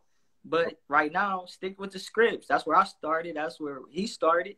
And then you branch off into all the fancy or the in-depth things, I should say. Yeah. And I want to read this. This is James 3:1. It says, "My brethren, be not many masters." You go into that word masters, teachers, knowing that we shall receive a greater condemnation. So if you want to be a teacher, know that you're going to receive greater judgment. Because now, if you're wrong and you're teaching something wrong, now you got blood on your hands. Facts. You're deceiving, and now those souls that listen to you are now lost because of you. And then guess what? Because of you, they got worse judgment. Why? Because they was listening to you. Now they could have been listening to somebody else, but guess what? That somebody else they could have been listening to could have been right. Right. But so you feel me? It's, bro, that's why I really be like, man, y'all brothers really need to know what they talking about. Brothers really need to know what they talking about. And that's a good thing to preach, bro, because repentance to the Father, that's just coming out of this world. You know, you ain't necessarily got to be teaching doctrine, or, and what I mean by doctrine is understanding of the Bible. I don't say doctrine as in this is what I pitch and this is what I hold to because I got an alternative motive. No, right. I'm literally, when I say doctrine, I'm talking about the understanding of the text. You know what I'm saying? So yeah, that's a good thing to preach, bro, is repentance, because you don't even need a Bible for that. Like, I mean, you know, you don't need it. Just come up out this world, you know what I'm saying? Have your scriptures at hand to pull them out and show him, you know, usually you showing them who they are. If you, you know, you ain't, you know what I mean? But yeah, so. That's really what the apostles were doing. Facts. Since kingdom is coming, that's all. They weren't taking any money from nobody. So, so the Most High, he's going to fix the wrong that's going on in Israel. Like, he also told us too that if a city rejects you, or basically if you're running into trouble, just leave. Don't start a fight. What they say? Brush dust off your feet or something like that. Yeah, exactly what it say. Yeah, facts. Yeah, man. It's just being humble at this point. You just gotta be humble and repent, because like Amos in Amos 3, it says, "Woe unto you that desire the day of the Lord, to what end is it for you?" You don't even know where you stand. And a lot of us don't even know where we stand, and we're seeing people saying that they're part of the elect. How you know you're part of the elect? Do you know what the elect have to go through in order to receive their first bodies first, the first fruits? Do you have the heart to endure and to go through the hardship that these 144 elect is going to go through? A lot of people don't, because it's so crazy, bro. Because and this is an elder that we both know. I would say that he has a lot of things right, and you know, some things he could work on, but he literally will be on said social media all night and day and talking to a lot of people, because his goal is to wake his people up. That's his goal, you know. And he knows some scripts, and he knows some cultures, and he's going into his culture, his tribe, his clan, and he's preaching the gospel to them, and they may not adhere. Are you really that strong enough to be? I'm talking, you know what I'm talking about, bro. Yeah. We go to sleep and the room going, and then we wake up and the room going, and it's still, and we're like, bro, dang, we got lives, we got families and stuff. Like, got jobs. Yo, but are you really? And I mean, and he could be not an elect. You know what I'm saying? But my point is, that's showing that passion. You feel me? That's showing that. And it's not like he's wrong about everything, or or he may just need to fix some things. He may not been seeing some things. We all know in part. Right. But my point is, man, there's a lot of us not putting in no work, and we just thinking because we know we Israel, or we understand a couple of scriptures that gives us our ticket in. That's crazy to me, because do you not understand that the heathen gonna know this book? And I'm talking about it's heathen to know the book now, but it's heathens gonna know this book. So let's just stop making it seem like because you know it, that's the that's your ticket in. Like, oh, if I know it, I'm in. It don't say that. The heathen gonna know the book because they got it here and all that. He said, I'm gonna watch y'all lives more when I can. Try to stay home. Yeah, bro, we got they either on the brother page or I don't got a lot on my page. He got more on his. But I got some that you can watch, as far as when we did our lessons. We need to pick up on our series, but we gonna pick up on it. We just don't touch on these. This is all everything we doing is stuff we already had planned on doing anyway. So it's just coming out now. Right. Yeah, so just do it whenever, But yeah, no, you can definitely watch the lives. Go on the Brother Keffa page or go on my page. Just go to our IG lives. Right. Watch those videos. But yeah, man. So yeah, Thursday we'll do Revelations 21 and see what else move from there. Right. Y'all, just to refresh, bro, Revelations 20, the study we doing right now is not talking about the Dark Ages in Europe. And it's not talking about what's happening right now. That's just a fact. Right. Except if we claim it not to be Israel. If the thing is we not Israel and those people who are in the land now is Israel, then yes, it's happening right now. I guess so. But if you claim to be an Israelite, there's no way it's happening right now. Because you still in the United States or whatever. But you're not in the true land, so it don't matter. Right now, we're in the times of wars and rumors of wars. Like, as the scripts say. That's literally times we're in. And that says that's the beginning of sorrows, the beginning of that pangs, those pregnancy pangs. So we starting to see it. Don't get me wrong. We seeing stuff pass. We seeing scriptures come to pass. We are seeing that. But we need to put things in its right context so we can actually see when these things to come. You feel me? And that's what's going to get our people. That's what I'm saying. Like, a lot of our people who's pushing this doctrine now, this type of teaching, is not ready to endure. Because there's literally when it says beginning of sorrows, once they crash the system, you can't go to work, you can't feed your family, you can't go anywhere. Well, what are you going to do? You can't eat. You live up in the north. It's cold. The power's out, the heat's out, you're freezing. Literally, like, are you going to endure? Are you going to still have the faith to believe that your salvation is coming? Even when you die, because it says enduring to death. So even when you die, do you still have that faith? Right. Israel, right now, we don't have faith. We just have faith in what we're looking at in the news. And that's another mistake, because Western media does not tell you the truth at all. It's all staged, and it teaches you one story, one side of the story. Facts. So Facts. And when y'all really understand that, when y'all start talking, like, you start to talk to people back home, and you start to see, okay, well, they feeding us this over there, but yeah, we over here right now, and we, it sounds different, So just be cautious, man. I don't know. But yeah, that's just one more thing when you said about they're not ready to endure into the end. Because if you're trying to make the second woe now, you see not, you be alarmed. Facts. Right. So when you see these brothers pushing that, you gotta understand that they ready for that end to come. They ready for it, right? Because they thinking that this is the worst it can get. Like, I really see people quit their jobs, they leave, they're fleeing to the wilderness right now, thinking that the end is coming right now. Right now, they're quitting their jobs and think, oh, this is over with. And listen, I did the same thing, bro. Like, facts. I quit my job when I first came into this truth because I'm like, wait, because I came in as soon as 9/11. I haven't been in long.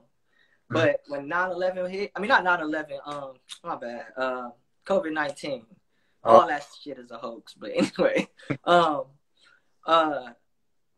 when COVID-19 happened, I quit my job. I'm like, bro, I had just came in the truth. I'm like, oh, dang, it's coming. He brought me in right at the last minute. So let me go ahead and harken on this bird. I quit my job, so, you know, took out my 401k and all of that other stuff. And I started studying really hard, bro. I was studying really hard every day for like a year, for like a whole year. That's all I was doing. All I was doing. I got nice with the scripts. I started to understand what I was reading. I, you know, buried my face into the book. Right. But you feel me? I was one of those ones that, hey, if I would have knew about the woes, because I didn't know about them, you know, by the time with me in that process, I had figured out that a lot of the popular teachings wasn't so right. So I kind of strayed away from that. So I didn't teach the woes is this and all that, because a lot of the other doctrines didn't make sense. Right. But yeah, please don't be that person. You know, literally, it's the beginning right now. And right now, you should be preparing for that day. However that is for you. However that preparing is for you, you know. Mine's is getting up out of America, though. That's mine. Yeah. Reaching our people. And people here, man. Oh, yeah. My head hurt thinking there's Hamites. Can't even name me a Hamitic tribe that's there right now. Don't even understand what the sub-Saharan Africa is made of. Like how big and massive Africa is, and the many ethnic groups that go into it. You know, like people saying this don't even know where their ancestors came from. You can literally look at slavevoyages.com. You can see the list of slaves that were taken. Well, I mean, brother, you got to remember that, you know, Israelites was taken, you know, like they was called Israelites back then, bro. Crazy. Like, yo, it's crazy. White man came with Hamites, and they were like, grab all the Israelites. I want Judah on this boat. You going to America. I want Haitians on this boat. You going to, I mean, not Haitian. I want Levi on this boat going to Haiti. I want Benjamin on this boat going to Jamaica. I want all that. So I guess there was no Igbos, Yorubas, Ashan, Akan, Airways. It wasn't none of that. It was just Israelites going on shift, going to the Americas to unite with your Northern Kingdom brothers that was already there during their Syrian captivity. Makes sense. Madness, man. It's all madness, bro. It's crazy, bro. That makes no sense. That's what I'm saying. That's why I made that post the other day, because people were. That's why this whole and that's how I know our nation's so divided, because we're literally seeing our own brothers and sisters getting persecuted, but we're so dumbed down and we're so wrapped in man doctrine. We're seeing our own people as a heathen nation, a Hamitic nation, when that's literally your kinfolk over there, the same places where your ancestors came from. But we're engraved. We've been oppressed for so long to hate ourselves. We had Africa erased from our history. Our names changed. People don't understand the value of a name. Your name tells your origin, where you come from, the story, who you are, the family you belong to. They erase all that. Facts. European name. Hundreds of years later, you claim to come back to your roots, yet you don't even care nor want to know where your ancestors came from. Who are these people back home where I come from? What tribe are they? What language do they speak? What names do they bear? You don't care about none of that. But it's sad, bro. The Bible, you understand the Bible. The Bible was written in Africa. Yet you're over here, been so westernized. Now you're reading this text in a westernized mindset, thinking you can understand what's going on here that took place out east. Where you come from, Africa. But you in the truth. You know biblical prophecy, and we're in the second world. And everybody there in Africa is Hamites. Yo. It's wild, bro. I mean, and that's the thing about it. It's a strong delusion only over here. You get on stuff like, you get on platforms like Clubhouse, if you in those certain rooms, you've been in those rooms. Mm-hmm. you have Hamitic tribes that'll literally come out and tell you who they is. It's not like it's a big mystery, bro. It's not like that. Like, it's only a mystery to us over here because it was made a mystery to us, bro. They not. We talk to ancient Egyptians, bro. Right. I'm talking about descendants of them. We ain't talking to them, but descendants of ancient Egyptians, the ones who had us in captivity in the scriptures. We actually talking to them now, and they not us. like, you know, but we know who they are. Like, that's the thing. The Most High right now, that's what I'm saying. The Most High, he's making a way for us to reunite and reconnect with our folks. Apps like Clubhouse literally gives you the opportunity to reconnect with your people back home. They will literally tell you oral history, traditions, and customs that they do back home. You can also see Hamitic tribes, the Dinka people, the Somalians. They will literally tell you what tribe they come from. They don't come from Shem. They don't come from Jacob. They will tell you that they're either Egyptian or Hamitic people. Yeah, Nilotic, whatever, you know, Cushitic or not Nilotic, I can't think of any other ethnic groups with the white man to call it ethnic group. Right. But yeah, the tribes go. The list ain't even that long. I mean, it's long, but it's not like what people got to really understand is the Hamitic list is not like that extensive compared to just, let's just say, the Bantu ethnic, which is like you put in a post up. It's an ethnic group that yes has languages, and yes, other nations speak some of those languages, but it's an ethnic group before anything. Just like you got white people speaking Igbo, Yoruba, and all the other stuff. You know what I'm saying? Yeah, you got to start building back at home, right? Facts. That's the way you can have a solid foundation. Once you have awareness of self, who you are, where you come from, that's that foundation right there. What the white man has taken from you, you need to bring that back. And what is that? Your roots, your identity, your foundation. People say, "Oh, my identity is Israel." It's Israel. Well, even though that may be true as far as what is called in this book, but we have. You think the only byword that you was called was Negro, Afro-American, African-American, what's the other one? Colored, all of these things. Mm-hmm. You was known as different names other than Israel, if you believe that was the name that was said before.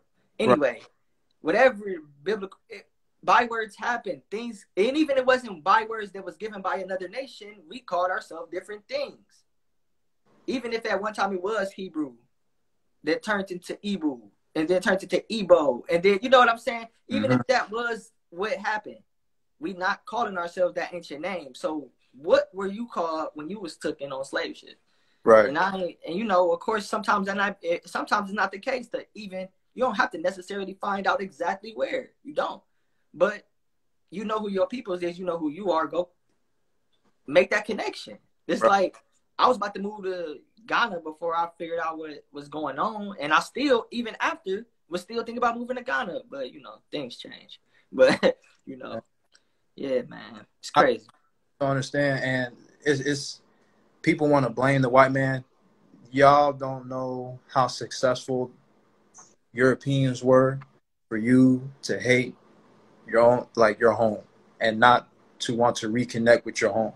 You don't see the mental damage that slavery has done to you. Like, it's crazy to me. It's wild to me. Like, and we talking to y'all. Of course, we a part of the diaspora right now because we not home or even on the continent. Right. So we talking to y'all, but y'all not even the only ones. They over there destroyed too. Yep. This is how successful, not just successful from, you know, here on like what they did to us here. No, they did that over there too. They're destroyed over there too. So, a lot of them, but not saying all of them. We see is retained. Some of them practice the ways of the Bible, where you will be looking at them like, I know where that's at. Right. And they live in regular days, and you will bring it to them, and they'll be like, for real? And they'll go about the day and don't even care.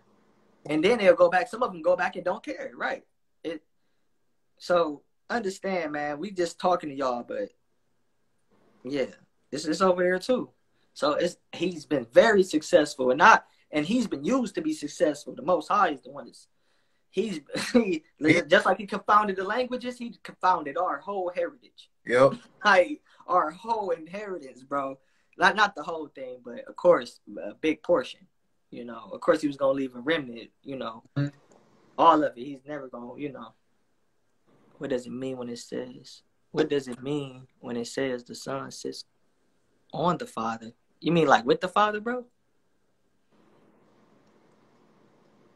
I think you meant with the Father. You know, is that what he meant? I think you done froze off, bro. Think you done froze out. I can't hear you. That's what you meant, though, bro? You meant he said with the Father? Oh, wait. Somebody want to get on? Oh, oh, I didn't even see that. Oh, he left? Hold on. He said, my family in South Africa won't let... Yeah. Man, do you not know how many people is holding on to Christianity? Everywhere. From my grandmother, everywhere. Yeah, South Africa is another prominent place where we really are at. And we're gonna start hopping into that too. We're gonna start hopping into South Africa too. That's one of those ones we're gonna start touching on. Cause that's been one of those ones we definitely need to touch on. We got bringing all these tribes to light so our people here can know that these are your kin over here. Look what they're doing. Look at their customs and traditions and see how it connects back to the Bible. There, you will have a better understanding of what's being done in the Bible. Because again, the Bible was written in Africa. Yeah.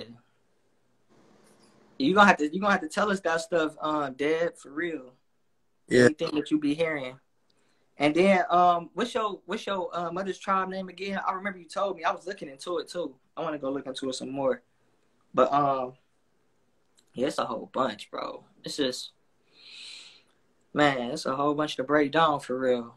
Mm-hmm. You know what I'm saying? But that's why a lot of the reasons why I don't be teaching, or we don't be teaching, is because we be learning. That's what I'm saying, man. The more you learn, the more you realize you don't know nothing. Right. There's so much to learn. You gotta be a student first. People think, oh, be a student for X amount of days and you go out and teach. Like literally your whole life is literally learning.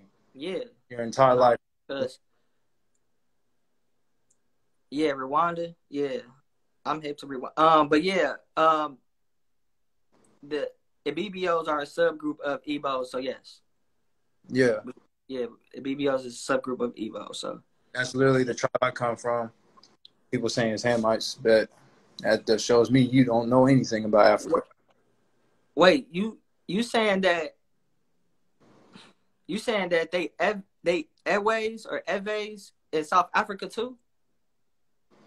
Nobody in here from Gabon or Cameroon besides me. Yeah, bro. You were only one of the only ones. I mean, I know more brothers that's from the Bimaleke and the Bassa tribe, but yeah, right now in the chat, yeah, you're the only one. But yeah, dang, that's crazy. But the Eves, they some places. They in some places. Nigeria. What did she say? She said Nigeria, Ghana, Togo. She said somewhere else too. Is it Benin? Huh? Is it Benin? I think so. I know they some places though, and that's a lot of the ways they traveled when they came from what do they call it? Kemi? I think they call it Kemi, which is Egypt. Yeah. And then they say for Canaan it's Kana. So Canaan is Kana. Yeah, I can't remember everything, but they traveled that way, so some of them could have definitely dropped down. That's fire though. If you, I'm about to learn FA. I'm about to learn it. You know, Sister Sam, she about to teach a lesson on that. And yeah, it's a lot of Igbos in Gabon. It's a lot of Igbos in Gabon and Cameroon. That literally matches what oral history of their migration. Same with mine too, because it's pretty much the same people. Like I know, like the the Ga people in Ghana go back to Gad. They literally have the same oral history of was it going through Cameroon, through Nigeria. So we can see like some of them stayed while others continue to move. Like that's why people need to know, like within the Ewe or Ewe tribes alone, they have multiple Israelite tribes within them, like the Yorubas and Igbos. The Igbos, we can literally find all 12 tribes in Igbo land. Facts. So it's like when our ancestors were fleeing or migrating, they knew where their people were, so they settled with them. To answer BJ question, oh, for real, I didn't know the president was the Igbo man. That's crazy. I don't know what biblical tribe that men they go back to, but I know a lot of the Gullah people that's here in the Americas go back to the Mende tribe. They actually have free citizenship if they can prove they have Sierra Leone ancestry. And if they got Sierra Leone ancestry, they got free citizenship. And I know in the Mende tribe, if you go back to the Mende tribe, you go back to Sierra Leone. So, well, I think for the most part. But yeah. I got 2 plane tickets canceled last year from to go to Ghana. So, and then you said you were a white guy, and you was told you were Edomite. Yeah, Edomites are they did well in Arabia. Yeah. Yeah, they're not in Europe. Esau was not. He did not originate in the Caucasus Mountains, nor did he migrate there and conquer all of Europe. I just left in this experience. I promise. Yeah, I know. I want to get out there. I already know. I want to get out there fast, for real. So yeah, man. If y'all got any more questions or anything, we can answer those. After that, we go on Revelations 21 on Thursday, which is a week from now. So yeah, on the 10th. That's cool. That's cool. So I met a Fulani from Guinea who was discussing on our Israelite history. He said we migrated down from the Middle East and crossed to reach Africa from trying to escape Europe. Okay, so let me ask you this. When you was discussing that, were they saying like, because you said, he said we migrated. When he said that we migrated, he was talking about himself included, or was he saying that he was just saying Israelites? Like, was he putting that as himself? Yeah, Rwanda is beautiful. Mm-hmm. Facts. I want to visit so many places, man. It don't make no sense. For There's real. places, bro. That's why I want to go there. Yeah, it don't even make no sense. Yeah, was he saying that? Was the Fulani man saying he was an Israelite also? That's what I want to know. Yeah. There's so many places, bro. Yeah, it's too many places, man. Too many. Like, Ghana got the Volta region. The Ewe land got one of the largest waterfalls in West Africa. Right. And we met in person, and he was talking about Bantu tribes and sub-Saharan Negroes. We are okay. So he wasn't saying, "Okay, I got you." Yeah, well, that's good that he that he know about us. That's what I'm saying. A lot of these, it's not a mystery to a lot of people, bro, and they don't be tripping about it over there because they cool with who they are. Because even though we were stripped from our heritage and put on slave ships, they were stripped from. A lot of them were stripped from them and colonized and forced not to be able to speak their language when they go into public schooling or whatever, Right. Against a lot and forcing to go to civilized school or, Right. It's like, bro, whoever said that this system was the way for us? It's like, not systems. Y'all didn't even know half the stuff that y'all be teaching without the Hamitic tribes over in Egypt. Like, they had that vast knowledge, knowledge from like the Dogon tribe and stuff like that. Like, yo, you know what I'm saying? Like, y'all don't even. How do y'all tell somebody what system they should run? Like, it don't even be making no sense.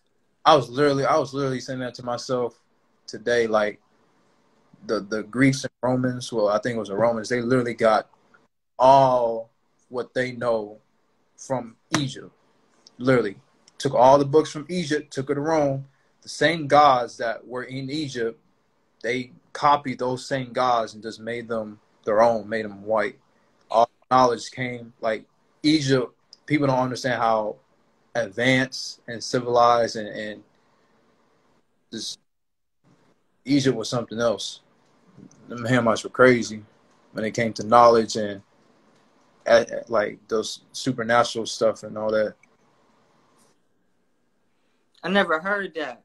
That Ephraim is where y'all go to be grafted in. I never heard that's where Gentiles will go to be grafted in. I know that Ephraim and themselves, like, it's called Gentiles, but I didn't know that's where y'all go to be grafted in. But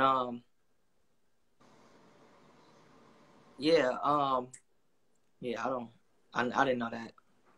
But yeah, bro, it's crazy. It's crazy. Yeah, I don't know. I'm we could about wrap it up, I guess. Yeah, pretty much done. Facts. It was. But all right, sure. We gonna definitely be back Thursday to do Revelations 21, and then figure out the next one. By then or whatever. So, yep. All right, bro. Salama, shalom to y'all. Shalom to everybody. Appreciate y'all for tuning in. Pray Most High reveal truth to you. Go back, study, pray, endure. This is the time now to oil our lamps. You don't want to be the 5 virgins that ran out of oil, couldn't have their lamp light up when it was midnight. So yeah, it's getting saved. The live getting saved. Yeah. Appreciate y'all. All right, man. I'm gonna holler at you, bro. All right, brother. Hey, how I save it? What I gotta do? It will tell you once you exit out. It's like, do you want to post? And you post it.